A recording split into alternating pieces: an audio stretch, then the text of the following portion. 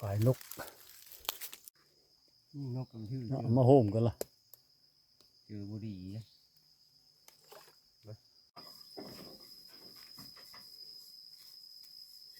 ติดข้าวก่อนน้ำมันยัดจะไฟเลยจะลุกอุ่นจะไปดีหรือว่าจะว่าดีอันนี้ก็พอได้ขึ้นมาพวกนกเรื่องกินมะไม้คือเก่าเนาะทุกคนสูงเลยโมเมนต์กเก่าหรือกกใหม่มาจักมะพี่จังอาจจะเขาโพดมาเลยคือบุยนกเขามาเลยคือมันสอยเลยเหรอมันอิ่มแล้วปะเนาะโพดเบิกก่อนได้หรือบ่ได้ก็ลองลุ้นกันเนาะโอ้จิตนั่งอยู่จุดนี้เลย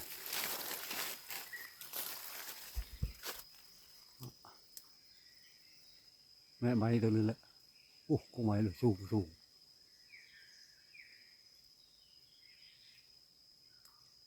จะกี่ยินถึงหรือบ่แล้ว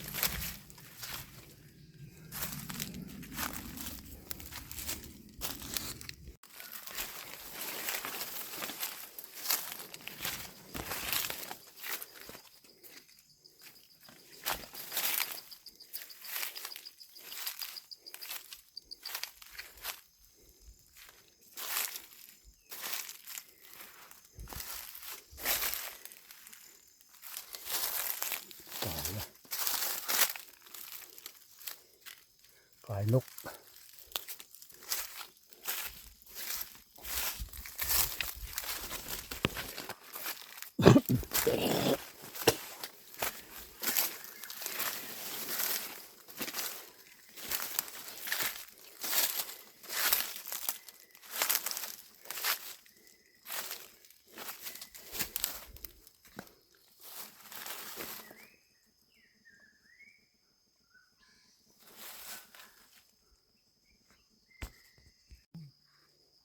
นกกันชื่อ เอามาโฮมกันละเจอบุรีอิ่มเลย มากับทีมงานชื่อเก่า เอ้ยนกมาโฮมก็มีทีมโฮมเดียว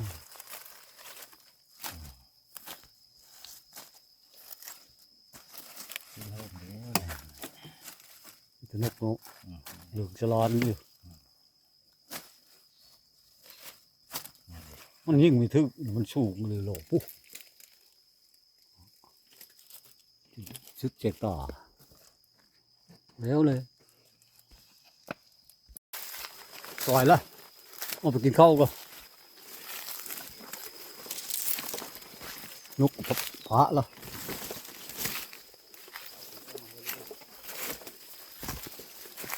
เฮ็ดกินข้าวอยู่เทียงคือเก้าคนเลยเทียงหลังเก้าแต่กุ้งมาไหมตัวไม้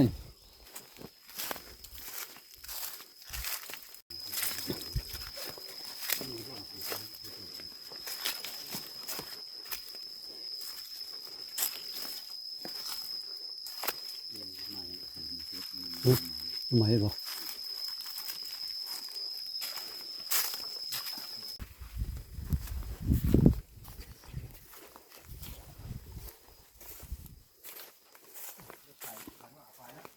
ฮะเพิ่มไป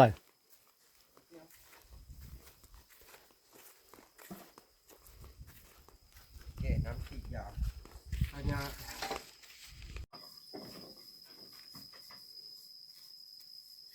กินข้าวก่อนแรกยังเอาไปยิงนี้ผมมาละไม้ได้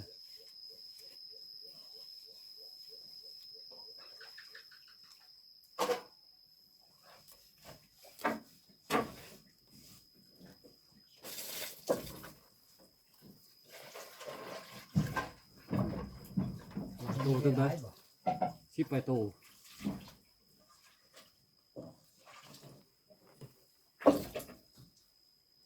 นี่ก็ตัวมัน เนื้อยิ่งกับที่มันแก่ผมสองคนโอเคนั่นแหละที่ก่อนเขาถ่ายมองเป็นดงเป็นว่าง อ่ะมันกี้จนดับหมดเลยลุกตัวไปก็ดี โพเชือนี้หมดโพเชือนี้เราอยู่โปะเฮ้ยเชือไหวนี่วะ กินนี่เดี๋ยวว่าไหว เห็นยังมักนะ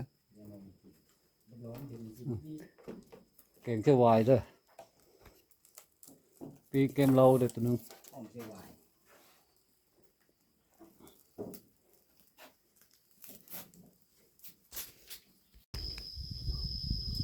เอาปีกเอาตัวนี้ปีกเด้อ้อมเลยอ้อมเชื่อวายก็แล้วก็ปีกแก้มเลย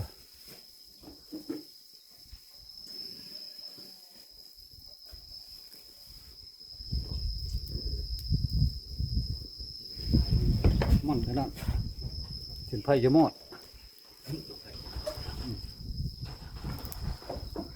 ไปอย่างลูกยุ่งเนี่ยอ๋อก้อนมาละเมื่อไหร่ไปตัวนั้นไม่เมื่อที่ก่อน เอาหัวกลาง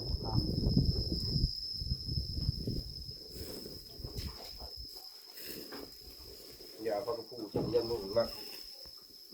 จะไปโพดที่ เรามันญาติจะไผ่เลยจะลุกอุ่นมันแต่มันว่า มันหมดเลยปัจจุบันจีนเนี่ย อยู่มันญาติกระโดด น้าเอาเค้กนะชื่อไม่ได้สูงได้ กลางตะกลาง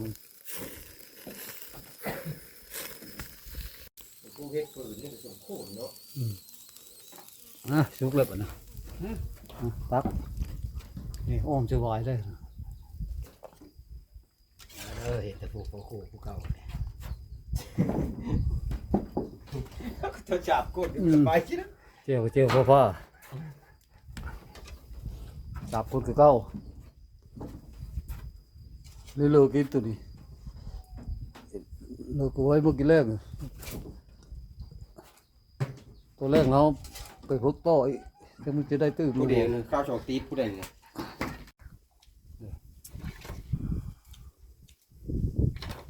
แกเล่าพร้อมนี่เนาะ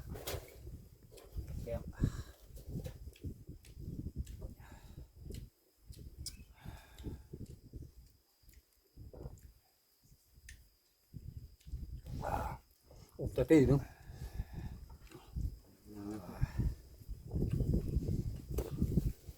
ข้าขนาดมากินข้าวด้วยกันกินปิ้งนกกับอมนกใส่หวายมาเด้อแซ่บๆด้วยกัน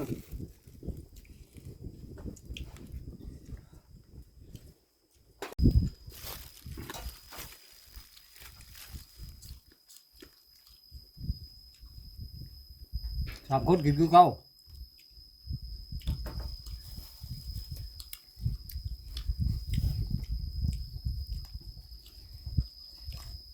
สามคนแล้วมากินข้าวเถียงนี่เนาะ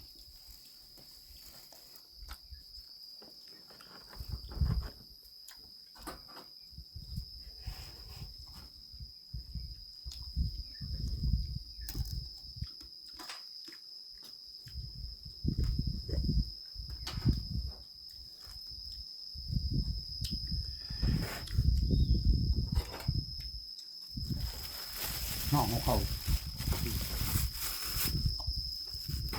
ห่อบริษัทนี้จะได้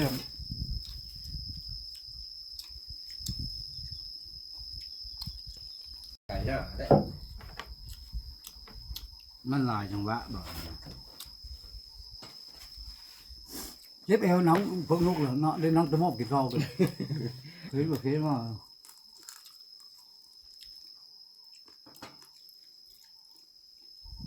สามคนกินไม่ยากแล้วผม ห้อยไปเช้าเลยนะกุ๊กมันกระพุ้งเลยเนี่ย น่านกนี่ย่ำอยู่เนาะย่ำชอกตัวเนาะจะมากิน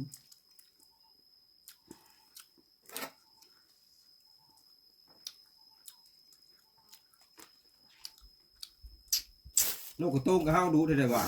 สูตรอันน้ำนมมาลุก่อน ยิ่งหลาย ระดับ3-4ตัวจับ หลายบ้านเตอะนกยิ่งนกกระโตงเลยมันไม่ได้นะมันคือ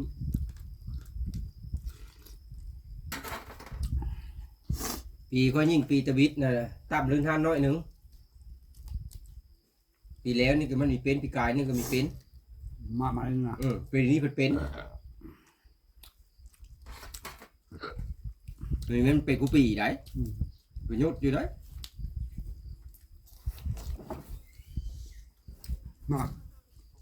มาไหมนกกินน่ะจักมาไปทั้งหมดโพกับบัวจังเลยนะนี่นกมากิน โอ้ยมึงหาแดงหาตุ้มมึงก็มันดูตุ้มเนี่ยมันมัก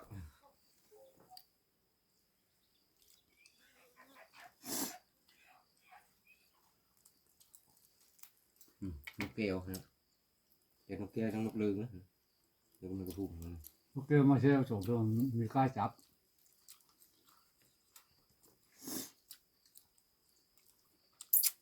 ปืนนี่ก็ยิ่งเดี๋ยวนึงเรื่อยๆนะ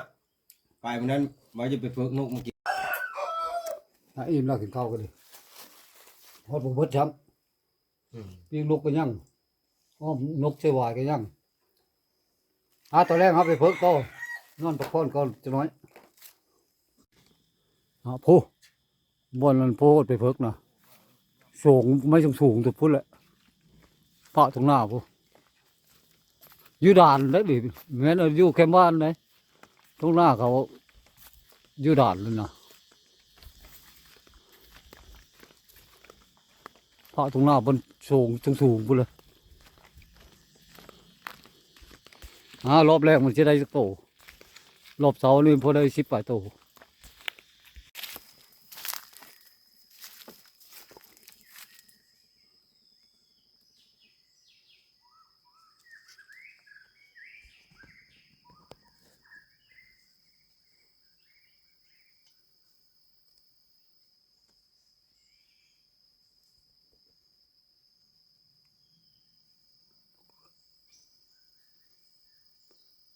นกแก้วทุกคนเลยโอ้มันกินอิ่มเลย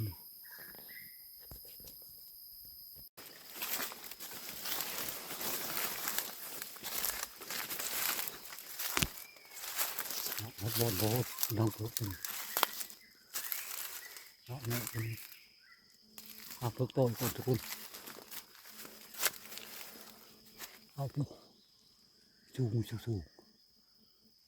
ต้นไม้ขาวๆนั่นแหละ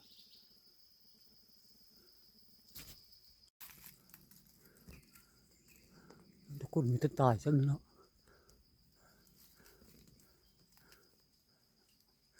ยังไม่ตายครับไปเอาปืนมันยิงหำก่อนนี่หำ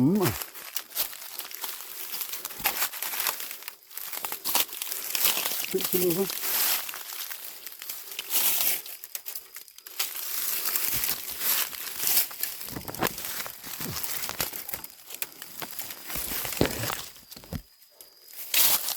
นี่หำเลยได้โอ้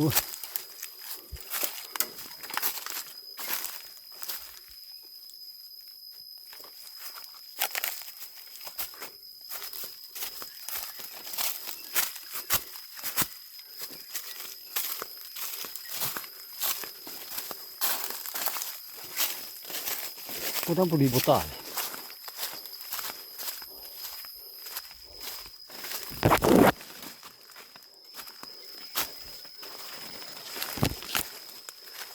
ตอนแรกเราก็ได้ลุ้นกันนึง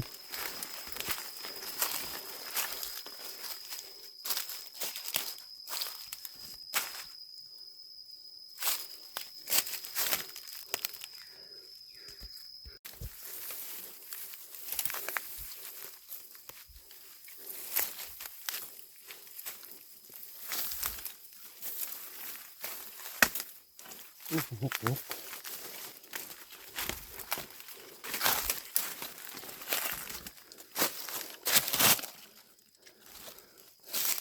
สองรอบแล้วผมบอดจอกตัว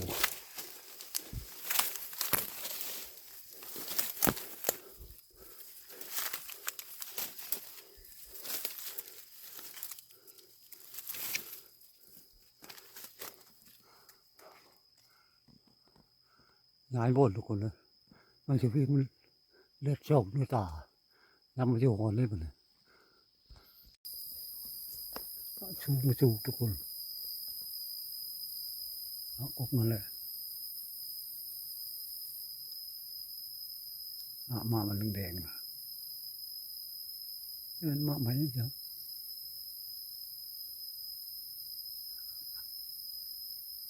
ดกลำเลยชูมา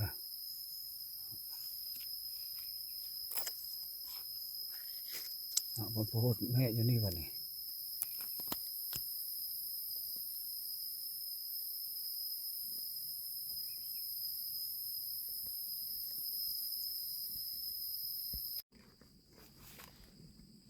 เมื่อก่อนทุกคนเลยคำละแล้วคงมายิงนะสูงเมื่อก่อนบ้านตะไก่จังพอเธอเนี่ยก็จะมืดคนนั้น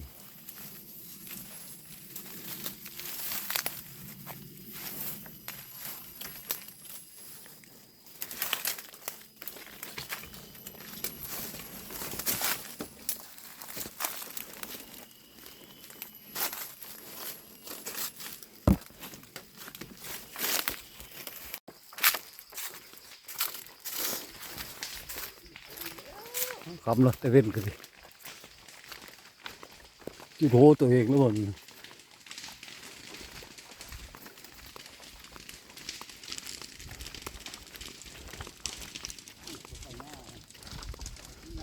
ลามไปเจ้าโหจะคือว่าเลย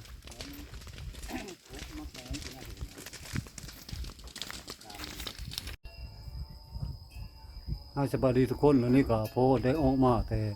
พวกนกกินมาใหม่แล้วเนาะฮอดเทงที่โพดกินข้าวเว้นนี่แหละคำเลยเนาะแต่เว้นไปดิคำเลยนี่โพดจะได้เมื่อเลยมันเลยนะไม่เฉพาะคลิปพวกนกของโพดก็มาวันนี้ก็ขอจบเพียงเท่านี้เนาะทุกคนมื้ออื่นพบกันใหม่มื้ออื่นเนี่ยโพดจะได้กลับขึ้นมาอีกแต่เช้ามายิ่งต่ออีกมื้อนี้มันนกหลายเยอะมันยิ่งบ่ถึงได้ปั่นกันได้ผู้ชิปตู่เนาะคน3คนถือว่าพออยู่พอกินอยู่ทุกคนเลยท้ายสุดนี้ก็เขาก็ขอบใจนำทุกคนเนาะที่เฮาครับเบิ่งรับชมแล้วก็ท้ายสุดนี้ก็ขอให้กดไลค์กดแชร์กดติดตามคลิปของโพดเนาะขอขอบใจ